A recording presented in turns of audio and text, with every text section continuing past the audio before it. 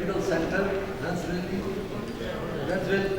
and he's also currently working on establishing a peritoneal dialysis setup, which is going to be an addition to Muzaffarabad, Azad, Mirabad. So please welcome. It has consequences, and we'll talk about it in detail. And I'm going to fly over many of my slides because I have got quite a few slides. I wanted to cover most of the topic, and I may not do justice, but I probably will tell you one more thing before I go to the next slide. I have no disclosure, and I feel bad not having any disclosures, so I wish I had some.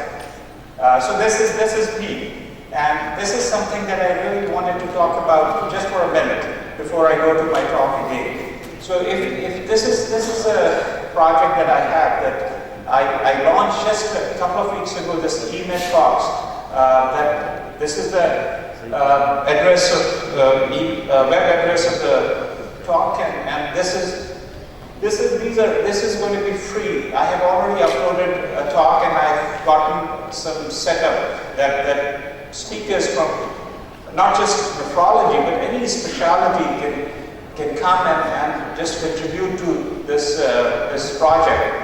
And this is accessible by anybody all over the world, doctors, medical students. So initially we'll do some clinical things, and then we'll start adding some basic science, and we will have like short videos, and say for example PD catheter placement. So we can put videos on that thing. And this is the future, and this is actually not the future. This is the present.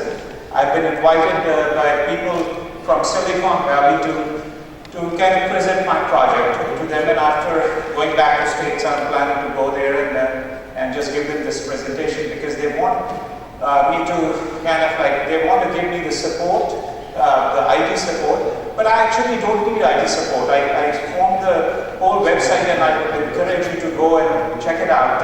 And this is a very simple way of doing lectures. So there's an app, it's called VoiceThread. So VoiceThread is, you record only in one slide, and then you're not going to be in the picture. So you can just like be in your pajamas, and you can still record the slide. You can record it at different times, and if you don't like it, you erase it and you re-record it. And if you want to remove a slide or two, you can do that, and then you can add slides also. So this way it is easy to update the whole talk. So this is online, up to date, something that you all use. We use it quite a bit, and it was up to date. Was started when I was a fellow at Yale. So I hope my professor, Professor Finkelstein, is not in the audience, because I'll be nervous giving this talk in front of him. Oh, you are? Oh my God! Oh God! I was hoping that you would not be. So, but anyway, so back then, Burton D. Rose, he started this up to date. It was only for the nephrology topic, and my professors and teachers back then, they encouraged us to go and learn from that site. And now the up-to-date is the source that we go to for anything. So that said, and again, I mean, I was hoping that I would not go after such an eloquent speaker like Professor Yaku, because I was like, oh my God, the slides were so great, his talk was wonderful, and here I am like talking about my stone problem and with just very simple slides, but just bear with me. And then I'll go to the slide, and we were talking about dying. I would add one thing. I have this passion about bringing peritoneal dialysis to this country, or promoting it. It's already here. We have like people doing it very successfully. Dr. Qayyum's PD unit has many patients. There are patients in Islamabad. There's a PD practice that is going well.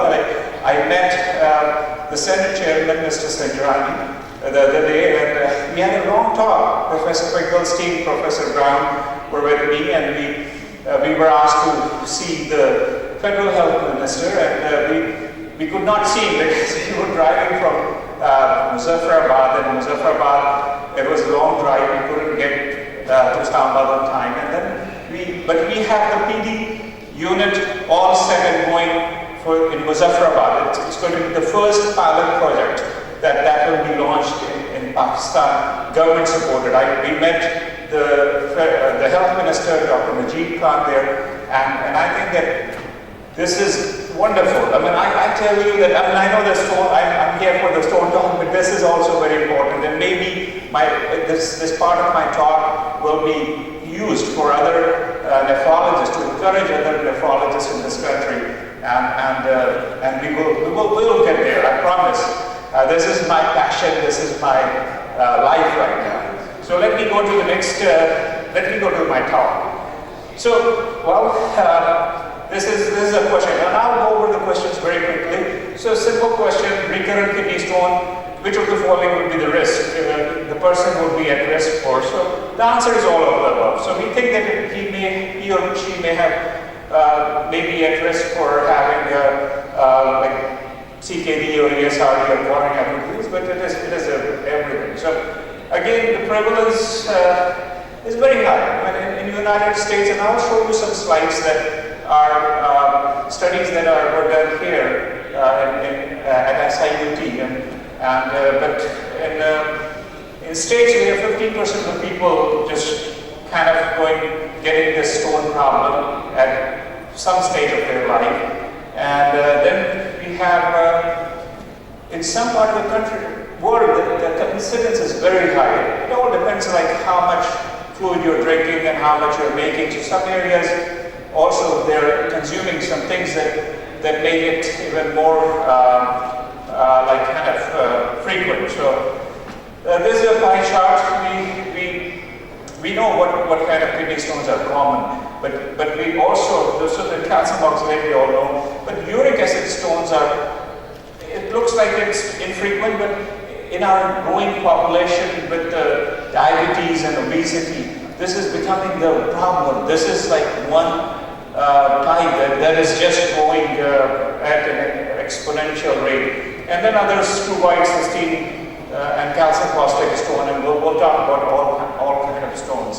So this is a paper. Dr. Rizvi was among the author, and Professor Rizvi, and you can see, I mean, if you see the numbers, and I won't go over numbers one by one, but you get an idea that how bad it is here in this part of the world.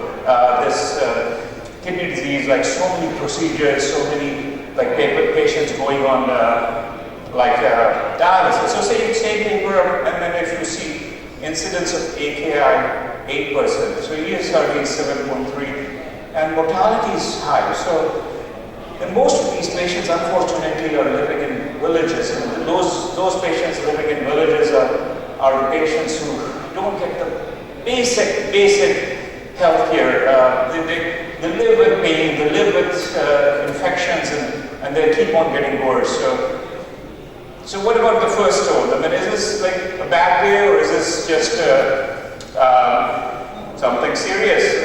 So it all depends. I mean, if you have a small stone that you pass, many people don't even bother like investigating these things. But being a nephrologist, I hope that there are no urologists in the audience. But this is nephrologists who want to prevent the kidney stones. I mean, for urologists, it's their bread and butter. So I think that we should take charge and to prevent this thing. So again, recurrences, it's so high. 50% of the people will have it by 10 years, recurrence. So you don't really take it that easy when you have it for the first time. The different studies have shown different results, but averaging 5% per patient per year is a pretty significant number. And again, as I said, that we have to have a multi-speciality kind of approach. So dietitians should be involved. Obviously, urologists will be involved, but I involve them only when there is a problem, when there is a need for lithotripsy, or if there's a need for removal of the stone, but not otherwise. So our job is very simple, and this whole stone management is very, very simple. I don't think that we should make a simple thing very complicated. It is simple, and you can do it. Anybody can do it. So what is the basic assessment and who do you assess? So the question is that you cannot, with our resources, we cannot like do $1 million workup on everybody. So we just want to probably investigate patients who are having recurrent stone, but we should at least do a basic workup for most of the even first stone former, and I'll talk about it. But patients who have like required procedures, who even for the first stone, they should be investigated for sure. And diabetics, patients with CKD, coronary artery disease, CHF, and being on Qamar, these are all patients with high risk. So earlier intervention, just like anything, is in my opinion, is better. So I do at least basic. I mean, I do a little more than basic tests, but here you can at least do a PTH and some basic electrolyte test and culture, urine culture, and then depending upon the presentation, you can do a few more things. So incidental finding of silence. So many times you do a CAT scan for a different reason, and then you end up like finding a big stone. A small stone, you don't worry about it. If it's one small stone sitting in the kidney, so you'll just wait probably. But if it's a big stone, more than 1 centimeter, 2 centimeter stone, sitting somewhere in the kidney, so you have an option. Leave it alone or just go for some procedure. The patient is, say for example, pilot or operating heavy machineries, and then you may want and he or she may want to get rid of it. Then lithotripsy may be something that you might want to consider. So this is a very important slide. So active versus stone passers versus stone formers. So stone passers are, so if you have multiple stones and you started treating the patient and trying to prevent the stones, the patient is still passing the stones. So now you are being seen as like, oh my God, this guy is treating me and I'm still passing the stones. So you have to kind of tell the patient that this is something that you may have. So you have to prepare the patient about future passing of the stones. That there are very few stones like uric acid stone you can dissolve, but other stones you have no really success in dissolving it. So the fate could be that they'll pass some more stones. So again, I mean, it's the same thing as the pie chart that I initially showed you, and so I'll just skip this slide. And when the stone, this is the most crucial part of stone management. If you get the stone, you have to get analysis. I look for the stone analysis, and I call urologist office to try to get the stone if they have extracted it. And many times even they are careless about getting the stone analysis. So I like this quote. I mean, give me your stone, and I will tell you who you are. And it is not my quote, but I like it. So let's go to the next case, and the gist of this case is that, I mean, this patient has been having recurrent stone, and then everything looks okay, but then you see that there are this urine, amount of urine is 1.2 liters. So this person is doing, say for example, heart yoga. So the person is drinking a lot of fluid, but at the same time getting rid of the fluid through the sweat, and that person, you can do all these other good things, but the most important thing is increased intake of fluid. So this is the basic workup I usually do, a 24-hour urine collection.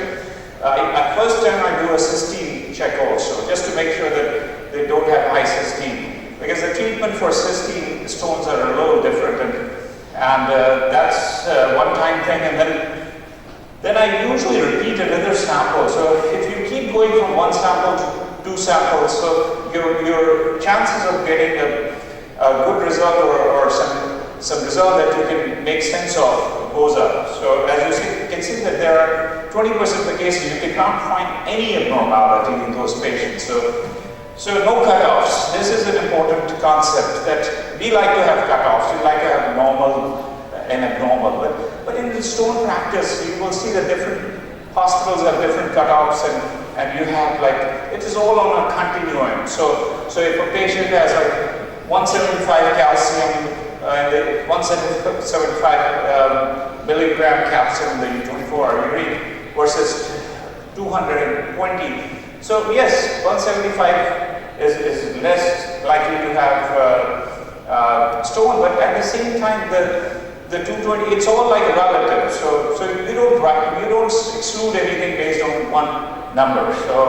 But for people who want to have like cutoffs, this is just a rough idea, and you will find these slides on my website and my lecture too, which I may not be able to complete my lecture, and I'll try to leave the stage on time. So supersaturation, when you go back to your high school or middle school that you used to do chemistry experiment, you keep on adding things and things crystallize, and that's a simple concept, and that's how it is. And urine output is the key in most of the stones, not all. So I'll talk about it in a minute. So at least 2 liters per day is what we recommend urine output. So I'll skip this, but same thing. Desert, you have American soldiers like drinking 17 liters of water and still making urine because the urine output was no sweating allowed. Compliance, as always. Specific gravity is an important way of determining if the patient is drinking enough fluid. So low specific gravity, less than 1.010 is what we aim for. pH is important, urine pH. So simple information, high urine pH may be a calcium phosphate stone, low urine pH may be calcium, so maybe uric acid stone. So this is another important slide I would like to point out, that CT scans are done, fine thin slice, like thin cuts, 5 millimeter or less, gives you pretty good information. I don't do the ultrasound for investigating these stones, and KUBs are okay, but not good for initial evaluation, maybe for follow-up. And then there are low-dose CT scans that are being done in the United States with very little exposure, almost going close to the KUB. And one thing that you want your radiologist to really give you, that you cannot accept them saying that, okay, patient has bilateral kidney stones. So yeah, well, you have to tell me how many stones, what are the sizes, and what are the locations. Then the last thing is Hounsfield unit. I mean, nowadays, you can, just based on CAT scan, you can determine probably guess at least what kind of stone. I mean, very dense stone like maybe cystine, or very soft stone like uric acid. So remember, uric acid stones are radiolucent, so you'll miss it on CD. So again, in this case, so everything pretty much is normal. The patient doesn't want to go on any medicine. What would you do? So when this patient is a female and she is at risk for osteoporosis, bone fracture, so we try to treat the patient, not just the number. So this patient, I mean, the answer is like increased calcium intake, because the calcium will bind the oxalate. Oxalate is the culprit. I always ask my patient if they are drinking tea. A lot of patients love tea, just like us. I'm waiting for my first stone to happen. Seriously, I drink so much tea that I'm afraid. I have not gotten myself investigated, and I'm scared to. But that's tea. That's the first question that I ask. So myth. People consuming large amount of vitamin D, people think that vitamin D is bad from the stones. It's not true. So there was a study done in which they gave like unreal dose of vitamin D, ergocalciferol, 50,000 units to women every day. I don't know how they were able to convince those women to take it that high of a dose, and they could not find any increase in calcium excretion in the urine in those patients. And this is just calcium oxalate monohydrate, the bigger one, and on the left, the envelope shape is a dihydrate. So again, you can see the risk factors, and I'm not going to go in detail. Many times you don't find anything wrong. And this is my most busy slide. And somebody said to me one time that if you want to really make people miserable, just put a slide with so much that they cannot even read. So this is how I guess get by slide. So, but bottom line is that the low calcium is very, very important. There's a whole mechanism that you may be able to understand if you read the whole thing later on my lecture at the website. Pause it and read it, and then you will see how it promotes. It used to be that uric acid stone was thought to be the nidus and then it would, the stone, the calcium oxalate would build on it. And that was a wrong theory. So calcium phosphate is what, it changes from monophosphate to diphosphate, and that's what becomes like it goes and erodes the papilla, and the calcium oxalate builds on it. So many times you find a stone with an eccentric nucleus of the calcium phosphate. So 5% calcium phosphate, 95% oxalate. So hypokalemia again causes hypocytrituria. I have, like I said, like 30 years in the United States, cannot speak so many words I cannot say right. But anyways, this is what you should really keep an eye, because you don't want people to be hypokalemic. And amyloid is one medicine, and the reason I'm bringing it up because I'm talking about basic physiology, but this is something that you need to keep in mind because it blocks the ENaC channel. There's a channel in the tubule, distal tubule, that this medicine blocks. And when it blocks, then sodium cannot go in. And that's when the sodium does not get into the it's an epithelial sodium channel, so it does not get into the cell. Then there is a positivity that is generated in the lumen, and it pushes the calcium into the cell, and it causes low calcium in the urine. So that's how. But the clinical data is a little lacking, but it makes sense. And sometimes when you use chlorothalidone or some thiazide diuretic to prevent these hypercalciuric stones, then this medicine you can add, and that will help. Fasting calcium level is important. It's very rare to find hyperparathyroidism with normal calcium levels. So very rare to have normal calcemic hyperparathyroidism. So you want to like rule out these at least some of these common problems. So urine sodium, an independent risk factor. So when higher the sodium intake, the more calcium that patient starts spilling. So you need to keep that in mind. So again, some of the medicines that you need to keep in mind, the common one is Topamax, and the rest are not that common, but you need to keep them in mind. And insulin resistance again causes low ammonium production, and it can lead to stone formation, and it's the uric acid stone. So what is the empiric treatment? So you prescribe 3 liter of fluid, tell them to eat good, healthy eating, low animal protein and high, less sodium, less oxalate. And the potassium citrate, 20 milliequivalents twice a day is probably a good dose. Start with 10, go to 20, and chlorothalidone if they are hypercalciuric. So what is best? Among these, money is an issue here, but if you can afford, chlorothalidone is a long-acting, that's what I prefer. Start with 12 or 5, you can go up to 50, and you can even go to 100. I don't go very high dose, but hydrochlorothiazide is a short-acting for all of the young fellows here. It is not a long-acting diuretic. It has to be given twice a day. Dark side of hyponatremia, hypokalemia. Hyponatremia is common because you're giving the chlorothalidone and then you are asking the patient to drink tons of fluid. So that it puts them at risk. So lemonade, everybody thinks that you drink lemonade and you'll be fine. But no, it is not that true. You have to drink 6 liters of lemonade to make it somewhat equal to 10 to 20 milliequivalents of potassium citrate tablet.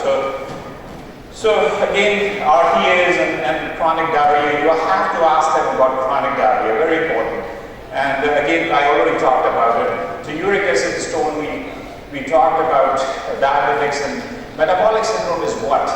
It's an epidemic. So it's there also, and now with the great food that we have in Pakistan, I had to have them one day. So we are having a problem with obese people and having diabetes on the rise and so many things. So again, this is a case, just the take-home point is, the case is uric acid stone. But the take-home point is you don't give allopurinol to these patients, you just have to make their urine alkaline, and that's all it is. You just use potassium citrate. And so I'm not going to go over the whole thing, but alkalinizing the urine takes care of pretty much all the uric acid stone problem. It's extremely rare that you will need allopurinol, and obviously dietary intake is important. So again, fish and chicken count, so they should have more veggies and so calcium phosphate is an important stone because it is formed in patients with high urine pH. So keep that in mind. Just simple thing. And the treatment is very tricky to treat the potassium, these stones, calcium phosphate stone, because if you give them potassium citrate, it increases the urine pH, and that is not good. But it also helps to prevent potassium, the calcium citrate, phosphate stone formation. So we have to monitor the pH and not let it go too high. So incomplete RTAs is one of the causes, and then these are like again not very good data on B6 fluoridation. Bariatric surgery is becoming common, and it's a fat malabsorption and saponification of the oxalate that we worry about. So cystine is stone, very hard to treat, and I still have a couple of minutes. Is this right? Okay. So yeah, this last slide. So staghorn, infection related, very common here, and very difficult to treat. So I'll just wrap up here, and I'll just go to my take-home points again. Stones consequences can be prevented. For recurrent kidney stone, at least do a couple of 24-hour urines and urine analyses, and stone analysis give very valuable information. Uric acid stones should be kept in mind. Alkalinization of the urine is all that you need, and potassium citrate works for most of the stones. And then you have this chlorothalidone that should be preferred over hydrochlorothiazide. Ureteroscopic removal of obstructing stone has become the gold standard. Very fewer people are getting SWOL or lithotripsy. Pus under pressure is a urologic emergency. So is the unilateral kidney with a stone in the ureter. And that's it. Thank you very much.